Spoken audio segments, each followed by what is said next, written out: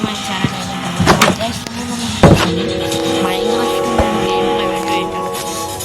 അതിൽ നമ്മൾ ഇപ്പോൾ നമ്മൾ കുറച്ച് അയണൊക്കെ കണ്ടുപിടിച്ചിട്ട് കൊണ്ടുവന്നത് ഞാൻ സർവൈവലാണ്. ക്രിയേറ്റിവിറ്റി ഒന്നും പോലും ഉപയോഗിച്ചിട്ടില്ല. ഞാനിപ്പോൾ ഈ രണ്ടാമത്തെ പ്രാവശ്യം ഗൈസ് ഗെയിം ഞാനിപ്പോൾ നിങ്ങൾക്കാണെങ്കിൽ അറിയാമെങ്കിൽ കമൻറ്റ് ചെയ്യണേ ഗൈസ്. ഇന്നലെ എടുത്തപ്പോൾ ഇന്നലെ മൈക്രോസോഫ്റ്റ് അക്കൗണ്ട് ഞാൻ കുറച്ച് ദിവസം മുമ്പ് കണക്ട് ചെയ്തിട്ടുണ്ടായിരുന്നു. പിന്നെ ഇന്നലെ കയറി നോക്കിയപ്പോഴത്തേക്ക് എൻ്റെ മൈക്രോസോഫ്റ്റ് അക്കൗണ്ട് അതിലില്ല, പ്രൊഫൈലും വരുന്നില്ല. അപ്പോൾ ഞാൻ വീണ്ടും ചെയ്തപ്പോൾ ഞാൻ പറയുന്നത് എയർപോർട്ട് ക്രീപ്പർ അതിനെക്കുറിച്ച് എന്താ പറയുന്നത് കമൻറ്റ് ചെയ്യണേ ഗൈസ്. ഓക്കെ ഗൈസ്, കമ്പ്യൂട്ടറിലല്ല ലാപ്ടോപ്പിൽ ഫോണിലാണ് ഇങ്ങനെ പോയി ഫസ്റ്റ് പേഴ്സൺ സെക്കൻഡ് പേഴ്സൺ. ഇതാണ് റീസെൻ്റ് നമ്മുടെ കൺസുട്ടിയുടെയാണ്. ഇങ്ങനെയുള്ള കാര്യങ്ങളൊക്കെ പോലീസാണ്. കാരണം ഇതൊന്നും റിപ്പോർട്ടറിനോട് എന്നോട് വിശദീകരിക്കാൻ മത്സരസമിതി തയ്യാറായിട്ടില്ല. പണം പലതവണ തനിക്ക് ആവശ്യമുള്ള ഭൂപടമായി 80 ലക്ഷം എല്ലാ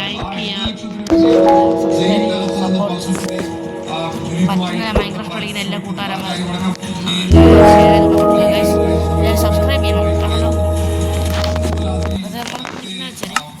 പറഞ്ഞതുപോലെ 1.5 കോടിയുടെ കൊട്ടേഷൻ എന്താണെന്ന സംശയം പ്രകടിപ്പിക്കുന്നു.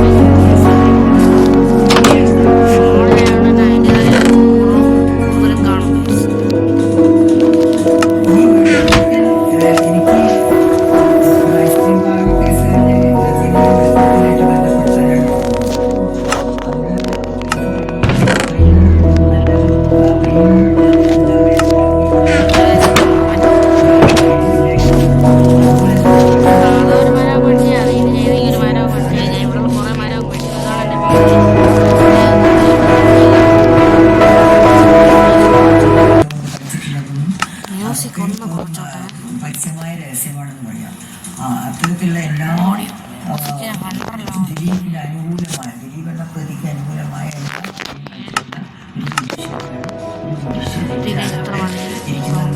പൊതുജനധാരണയാണ്. എന്റെ ധാരണ ഞാൻ പറയുന്നില്ല. ഈ കേസ്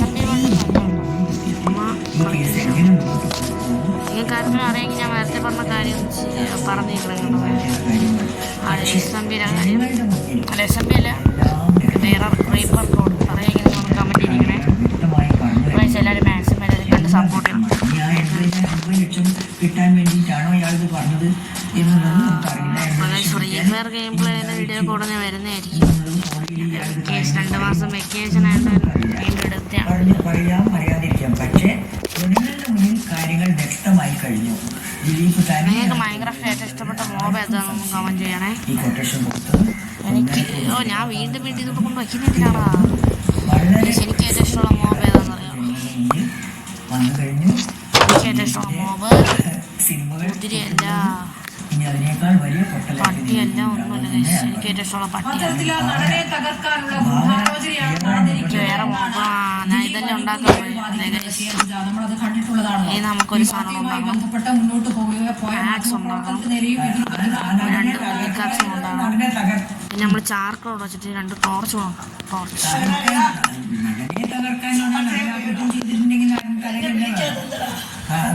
എന്തിനാപ്പോ ഒരാളെ സംരക്ഷിക്കേണ്ട ആവശ്യം എന്താണ്? പൈസ പറ്റിപ്പിനെ ആശ്രയിച്ച് ജീവിക്കുന്നതൊക്കെ അങ്ങനെ പറയും. പക്ഷെ പൊതുവായി പൊതുസമൂഹം ഇതെല്ലാം കാണുന്നുണ്ടെന്നുള്ളത് എല്ലാവരും വ്യക്തമാക്കണം.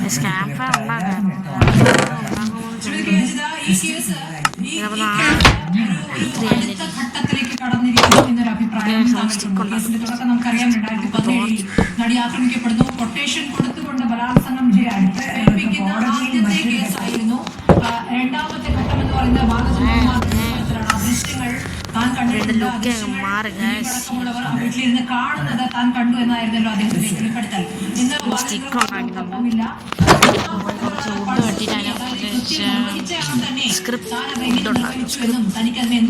ഇവിടെ ചെറിയ ലോങ് ബന്ധപ്പെട്ടു എന്നടക്കമുള്ള കാര്യങ്ങൾ വെളിപ്പെടുത്തുന്നത് ഒരു കേസിന്റെ ചുമന ക്യാമറ ഉണ്ടാക്കാൻ പറ്റും നോക്കാം. അവര് പറഞ്ഞിട്ട് എങ്ങോട്ട് വേണമെന്നാണ്. തീർച്ചയായിട്ടും ആകേണ്ടതാണിത്. കാരണം നിയമത്തിന് ഈ കാര്യം എടുത്തുകൊണ്ട് കേസുമായിട്ട് മുന്നോട്ട് പോകേണ്ടതാണ്. സുപ്രീം കോടതി വരെ പോകേണ്ടതാണെന്നാണ് എൻ്റെ അഭിപ്രായം. പക്ഷേ നമുക്കറിയാം, നമുക്ക് ഈ കോടതികളിൽ ഈ വളരെ മോശപ്പെട്ട നിലപാടായിരിക്കുന്നതുകൊണ്ട് ഉറപ്പിച്ച് പറയാൻ പറ്റില്ല. പക്ഷെ 3ാം ഘട്ടം ആക്കാൻ നമുക്ക് കഴിയണം. നമ്മുടെ അഭിഭാഷകർക്കും സമൂഹത്തിനും ഇത് 3ാം ഘട്ടമാക്കി നമുക്ക് നീതി കിട്ടണം. നമ്മുടെ അതിജീവിതയ്ക്ക്, നമ്മുടെ നടിക്ക് എന്നുള്ളത്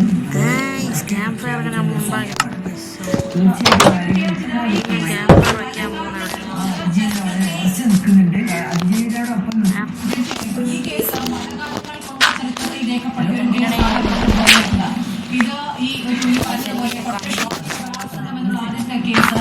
പിന്നീട് സിനിമാ മേഖലയുമായി വിപ്ലവം തന്നെ സൃഷ്ടിക്കപ്പെടുന്നു. WCC വരുന്നു, ഹേമ കമ്മിറ്റി വരുന്നു, ഒരുപാട് വെളിപ്പെടുത്തലുകൾ തുടരെ വരുന്നു. അതിനുശേഷം അവിടെ സിനിമാ മേഖലയിൽ തന്നെ ഒരു ശുദ്ധീകരണ ക്രിയ നടക്കുന്നത് എത്രത്തോളം വിജയിച്ചു എന്നറിയില്ല. എന്നാൽ ഒരു ഘട്ടം വരെ ഒരു ഭയപ്പാട്, ഇങ്ങനെയൊക്കെ ചെയ്താൽ പിടിക്കപ്പെടുമെന്നുള്ളൊരു ഭയം ഉടലെടുക്കാൻ അല്ലെങ്കിൽ അങ്ങനെ സൃഷ്ടിക്കാൻ ഈ കേസിന് സാധിച്ചിട്ടുണ്ട്. മാത്രമല്ല തന്റെ മുഖമിതാ ലോകം കാണട്ടെ, താനിതാ വിളിച്ചു മുഖം വെളിപ്പെടുത്തിക്കൊണ്ട് നടത്തിയ അഭിമുഖവും ആ ധീരമായ അഭിമുഖം നമ്മുടെ മുന്നിലുണ്ടല്ലോ.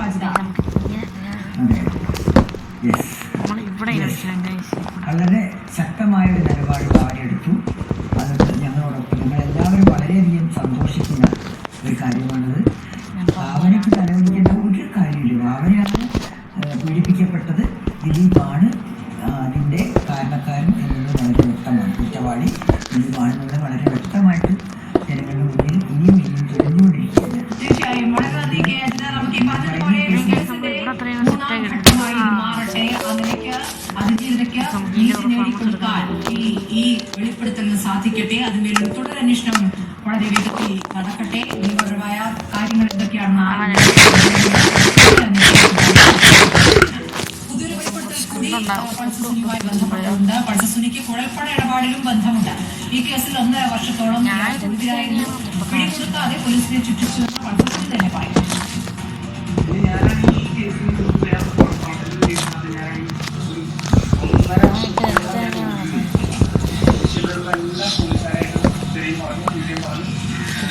വീണ്ടും പോയി കിടന്ന് ഉറങ്ങാം.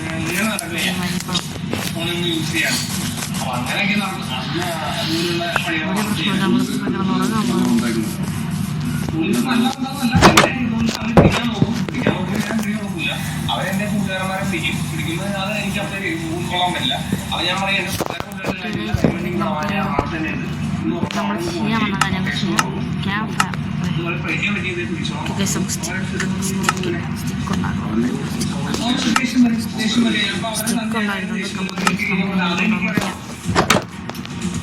റോഷിബാർ ഇപ്പോൾ ഇടപാടും തനിക്കുണ്ടായിരുന്നു. ഇയാൾ ഒരു ക്രിമിനലാണ് എന്നുള്ള കാര്യം ഇത്തരത്തിൽ ഭീഷണിപ്പെടുത്തി പണം തട്ടുന്ന കേസുകളിൽ ഇടപാടുമുണ്ട് എന്ന് അയാൾ സമ്മതിക്കുകയാണോ? ഇപ്പോൾ അയാൾ ജീവിക്കുന്നത് ഈ കാര്യങ്ങളിലൂടെയൊക്കെയാണോ? നേരത്തെ തന്നെ പൾസസിന്റെ ക്രിമിനൽ പ്രവർത്തനത്തിന്റെ ഭാഗമാണെന്ന് തെളിയിക്കുന്നതാണ് ആ വെളിപ്പെടുത്തൽ. നേരത്തെ തന്നെ ഈ കോഴത്തെ ഇടപാടുകൾ നടത്തുന്നു. അങ്ങനെയാണ് ഒരു പ്രധാന വരുമാനം. സിനിമയിൽ നിന്നുള്ള വരുമാനത്തിന് പുറമെ കൊട്ടേഷൻ പ്രവർത്തനങ്ങൾ നേരത്തെ ഉണ്ടായിരുന്നു. മുൻകാലങ്ങളിൽ തന്നെ അങ്ങനെ കുറ്റകൃത്യങ്ങൾ ചെയ്ത ചരിത്രം ഈ ക്രിമിനൽ ഉണ്ട് എന്ന് കൃത്യമായി തുറന്നു പറയുകയാണ്. മാത്രവുമല്ല ഇപ്പോൾ ജാമ്യം ലഭിച്ച് പുറത്തിറങ്ങിയതിനു ശേഷവും പ്രവർത്തനങ്ങളിൽ ഏർപ്പെടുന്നു എന്നതിന്റെ സൂചന കൂടി പുറത്തു വരുന്നുണ്ട്. നേരത്തെ ഒരു ഹോട്ടലിലെ തർക്കവുമായി ബന്ധപ്പെട്ട് പോലീസ് അന്വേഷണവും കേസും ഒക്കെ ഉണ്ട്. അതിന് പുറമെ ചില കൊട്ടേഷൻ പ്രവർത്തനങ്ങൾ നടത്തുന്നതായുള്ള വെളിപ്പെടുത്തലും ഒരു ഘട്ടത്തിൽ ഈ ഒളിക്യാമറയിൽ അതുകൂടെ നമ്മൾ പിന്നീട് പുറത്തു വരും. എന്തായാലും ക്രിമിനൽ പ്രവർത്തനവും കൃത്യമായ സംഘവും ക്രിമിനൽ സംഘവും ഇത്തരം കൊട്ടേഷൻ പ്രവർത്തനങ്ങളുമായി പൾസസിൽ പോകുന്നത്. കൊച്ചി കേന്ദ്രീകരിച്ചുള്ള ക്രിമിനൽ സംഘങ്ങൾ പ്രധാനിയായി പൾസസിൽ മാറിയിട്ടുള്ള ഒരു ഘട്ടത്തിൽ സിനിമാ മേഖലയിലെ അധോലോകത്തിന്റെ ഭാഗമായി തന്നെ പ്രവർത്തിച്ചു എന്നതിന്റെ തെളിവാണ് കൂടുതൽ ചലച്ചിത്ര പ്രവർത്തകരെ വനിതകളെ പീഡിപ്പിച്ചു. അത് അവിടെ തന്നെ ഒത്തുതീർത്തു എന്ന വെളിപ്പെടുത്തലിലൂടെ മനസ്സിലാക്കാൻ കഴിയുന്നത്. മാത്രമല്ല ഇങ്ങനെ ക്രൂരമായി നഗരമധ്യത്തിൽ സഞ്ചരിക്കുന്ന വാഹനത്തെ പീഡിപ്പിക്കാനും ആ ദൃശ്യങ്ങൾ പകർത്താനും അങ്ങനെയുള്ള ശക്തിയും പിൻബലവും ഒക്കെയാണ്. അതുമായി പോലീസിനെ പലപ്പോഴും വെല്ലുവിളിച്ചതിന്റെ സാക്ഷ്യപ്പെടുത്തലൊക്കെ ഈ വെളിപ്പെടുത്തലുണ്ട്. നിരവധി കൊട്ടേഷൻ പ്രവർത്തനങ്ങളിൽ സമാനമായി പൾസസിനെ ഉപയോഗിച്ചിട്ടുണ്ട്. ആ കാര്യങ്ങളിലേക്കുള്ള പരിശോധനകൾ കൂടി പോലീസ് വിഭാഗം നടത്തേണ്ടിയിരിക്കുന്നു. തീർച്ചയായും മൊബൈൽ ഫോൺ എവിടെ എന്നുള്ളതാണ് ഈ കണ്ടെത്തുന്നത്. പോലീസിനെ കാലങ്ങളായി ചുറ്റിച്ചുകൊണ്ടിരിക്കുന്ന മൊബൈൽ ഫോൺ കിട്ടാതിരിക്കുന്ന സാഹചര്യം ഇതുവരെ ഉണ്ടായിരുന്നു. പക്ഷേ അത് തന്നെ പക്കലുണ്ട് എന്ന വെളിപ്പെടുത്തലാണ് ഇപ്പോൾ റോഷിബാറിനോട് പൾസസിൽ നടത്തിയിരിക്കുന്നത്. ദിലീപിനെ ഈ നിമിഷം വരെ സംരക്ഷിക്കാൻ താൻ ശ്രമിച്ചുവെന്ന് പൾസസിന് പറഞ്ഞു. ഇതുവരെ വിശ്വാസത നിലനിർത്തുകയായിരുന്നു. ദിലീപ് ചതിച്ചിട്ടും ദിലീപിനെ താൻ സംരക്ഷിച്ചു. ഇതുവരെ ഒരു കാര്യവും പുറത്ത് പറഞ്ഞിട്ടുമുണ്ടായിരുന്നു. വെളിപ്പെടുത്തിയാൽ പലരും ഉത്തരം പറയേണ്ടി വരുമെന്ന് ഇതൊക്കെ സെറ്റാക്കണമെന്ന് പറഞ്ഞാണ് വന്നത്. നമുക്ക് ദൂരെ നോക്കാം ശങ്കര വീടൊന്നും കത്താതിരുന്നാൽ കുഴപ്പമില്ലാത്ത രീതിയിൽ നമ്മൾ സെറ്റാക്കിയിട്ടുണ്ട്. ഇതൊക്കെ വെച്ച് ഇങ്ങനെയൊക്കെ പറ്റുന്നുണ്ട്. ഇതിൻ്റെ സംസാരിക്കുന്ന കേൾക്കാൻ പറ്റുന്നുണ്ടെന്ന് എനിക്ക് തോന്നുന്നത്. അപ്പോൾ നമ്മൾ വീഡിയോ എത്തുന്നതിലേക്ക് ഇത്രേ ഉള്ളൂ. ഈ വരുന്ന നിങ്ങൾ ലൈക്ക് ചെയ്യുക, ഷെയർ ചെയ്യുക, സബ്സ്ക്രൈബ് ചെയ്യുക, സപ്പോർട്ട് ചെയ്യുക. നെക്സ്റ്റ് വീഡിയോയിൽ എല്ലാവരും അടുത്തൊരു വീഡിയോ ഫ്രീ ഫയർ തന്നെ പിടിക്കാൻ നമ്മൾ എല്ലാവരും ബൈ.